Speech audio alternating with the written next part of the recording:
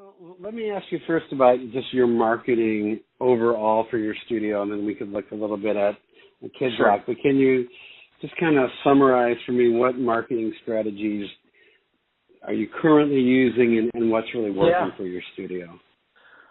I mean, I would still say that the biggest impactor for us is just a quality website and good organic search.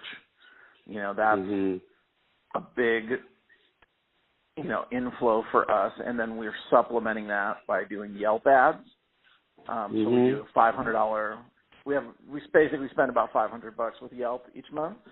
And then only recently, now in the past, when I first started doing Kidzrock, we were doing a lot of boosted posts in Facebook. So, as we were getting classes going, we'd spend $100 or $200, previous to launching a class. Facebook seems to have made a big change in the boosted post type of thing, where you just not seem to get the reach. For a while there, it was just crushing it. $100 would get you a really nice, you'd get a nice response. You'd get calls. You'd get people signing up the forum, lots of comments, interaction going on under the post. And now it's not performing like that. So recently, then I hired, kind of a consultant guy to do the Facebook ads for me. So we're starting to move into, a more professional approach to Facebook ads. So we have the pixel installed on the website. So we're collecting data, so we can retarget people through the Facebook feed of people who visited the website, things like that. And, we're starting to see some impact from the Facebook ads. So those are the primary things. And I would just say word of mouth from a referral standpoint is huge. And definitely for Kidzrock, the referral thing has actually, I think, been what's been one of the bigger things recently. I want to talk about that in a minute. I want to talk about this consultant that you've hired. Do you mind me asking how much you're paying a month for the consultant? Yeah, I mean, he just charges me on an hourly basis. He actually teaches here. He's a drum instructor. But he just does a little bit of drum teaching. His primary job is he works for Volcom, the skate company, which is located 2 blocks from us. So we're kind of right in this little area over here in Costa Mesa that's really kind of a cool historic thing, in the sense that, the Hurley skate and surf company is down the street, and so is Volcom, which, are huge global surf brands. And so around them, then there's all these cool independent surfboard manufacturers and skate companies and all that stuff. So it's kind of an interesting area we're at in here. But so he works kind of, yeah. It's one of the cool things about being located out here, is that kind of thing. And I have families who work for, I think I have 3 or 4 different families that work at Volcom that come to the school. So that's what he does, marketing and whatnot and Facebook stuff at, for Volcom, for a large firm. So I just pay him $65 an hour, and it doesn't take him, he's, it's a couple hours a month that he puts into it, really, just to get our thing going, because it's not, we're not putting a huge budget in or anything. Right. So it sounds like, maybe he's pricing, offering you a discounted rate. So it sounds like somebody could, maybe between $200 to $500 a month, have a consultant to help with this. I have thought, I'm actually looking into hiring someone to do this, because I've been doing it all on my own. I've learned a lot. It's been great, but I really question whether I'm maximizing my time correctly, or if I'm utilizing my time correctly by doing so much marketing. Well, I think the thing is that what I run into with it is the Facebook ad thing was pretty straightforward in the early days. It's super complicated now. and it's great because the targeting is so good, and there's all these cool things you can do with it. But you kind of got to really know what you're doing now. You know, right. So maybe for someone who's new to this, starting off with that consultant, and maybe you could find a consultant who can kind of set your campaigns up, set up your audiences, and then set you up so you can run with it. Yeah, I mean, that's really all he did. It's not, you know, I mean, he's not really, you know, I used information that you had given me to kind of help with the audience. He just wrote the ad for me, kind of utilized some best practices, asked me for certain type of images, and then he just kind of set it all up so that it would perform the best. And then he just utilized some really good tracking information, and then utilizing those pixels so that we could, you know, you place a pixel code on your website. You know, he just kind of really helped me with just really with some more technical elements of it. You know, I certainly helped out with, you know, what we wanted it to say, and you know, how we wanted, where, you know, and then we drove it to a specific landing page, you know, lead capture page and whatnot. So we'll see. What about ads? We're scratching the surface. Are you doing Facebook ads, or are you just doing boosting your posts? No, now it's only ads. Okay, good. And I'm the same way. I only do ads. Every once in a while, I'll do a post, and if I see that it's getting some organic traction, I'll put maybe $5 or $10 behind it. Right. Yeah, I'll do that too with like a cool video or something we made of somebody or something like that. And there's something else you said earlier about how when you first started doing posts, you were getting a lot of comments about Kidzrock, and a lot of that's been my experience, is that, you know, you do the post and you're pushing it out to your audience. They're only gonna like the novelty of the newness is only there for a moment. So I have found by, like, for example, I just posted a picture of my spring break Kidzrockers posing in a cute pose. That got a lot of traction, a lot of organic movement. I wasn't selling anything. I wasn't saying sign up. It was just, look at these cute kids in Kidzrock. And then I went back into the post and I changed the message a little bit to make it a little more salesy, and then I gave it a little $10 push. And that got it going. It's an interesting thing because, you know, I've followed social media from the early days, and I follow some of the big names in social media marketing, like Gary Vaynerchuk. I've read multiple books of his. He's great. It's one of those things where I've never necessarily found it to be all that beneficial for my business. You know what I mean? Like, I never really was getting, like, very many, you know, there was, I mean, for a long time I couldn't say I got a single sign up ever through Facebook.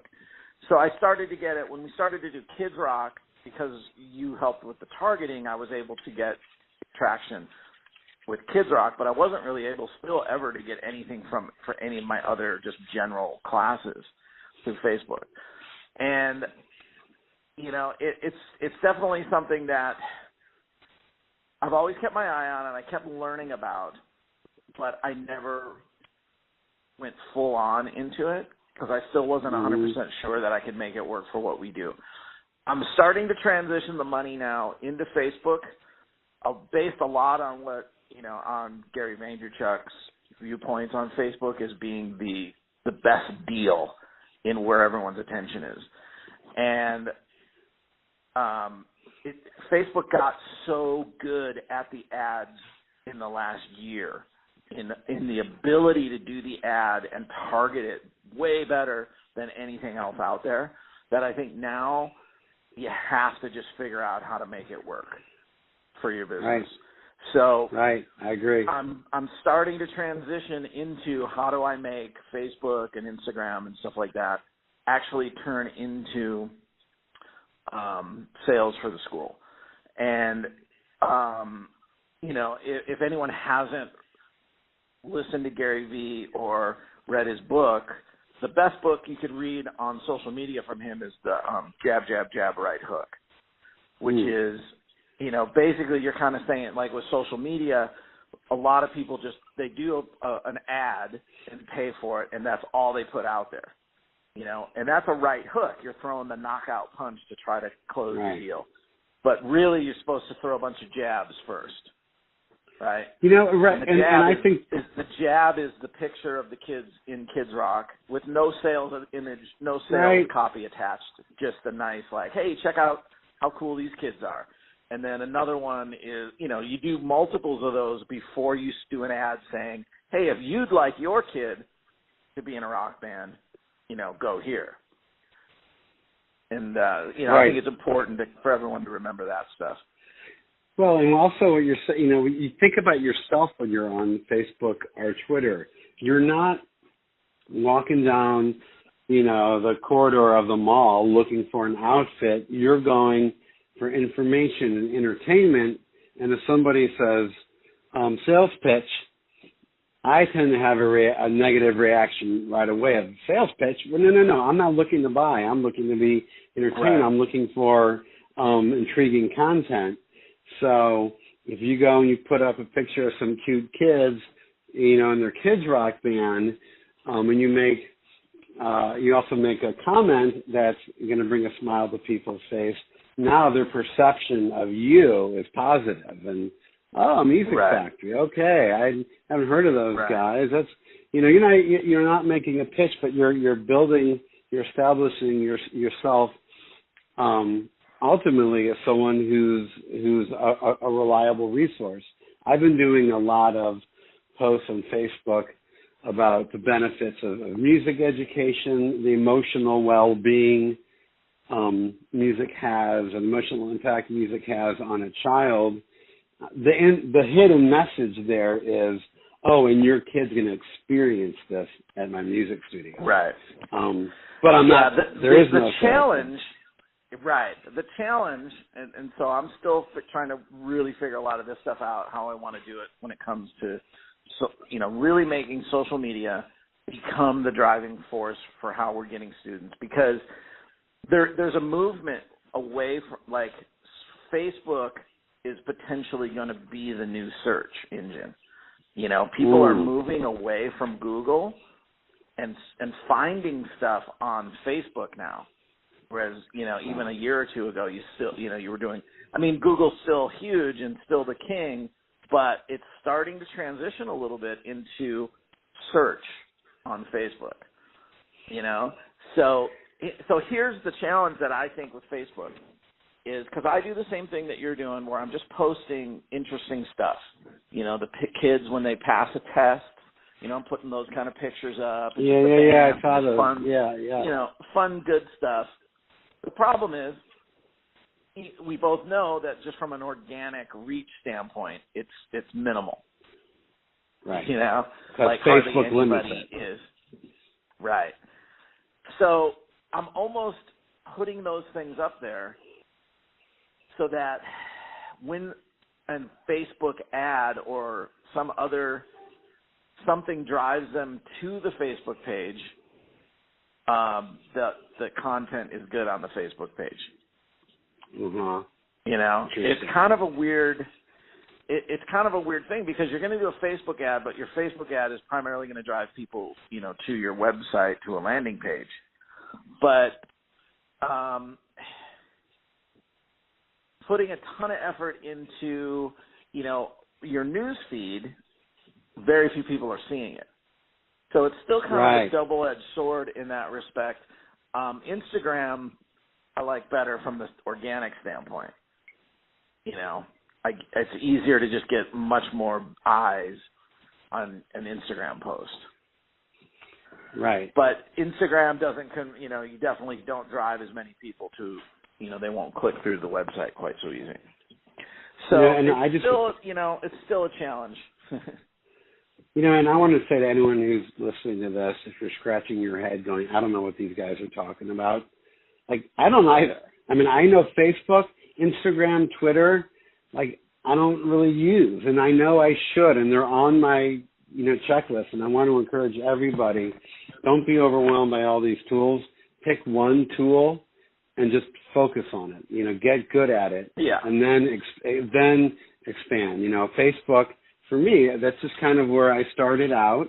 I was very overwhelmed by Ads Manager. There were all these bells and whistles, and I've realized that if you can understand how to build an audience, and if you can understand how to use the pixel, that's huge.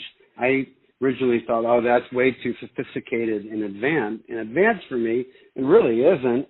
I invested 45 seconds, maybe a minute and a half, watching a video about it, and then I got it, and then I threw the pixel all over my website, so it was great.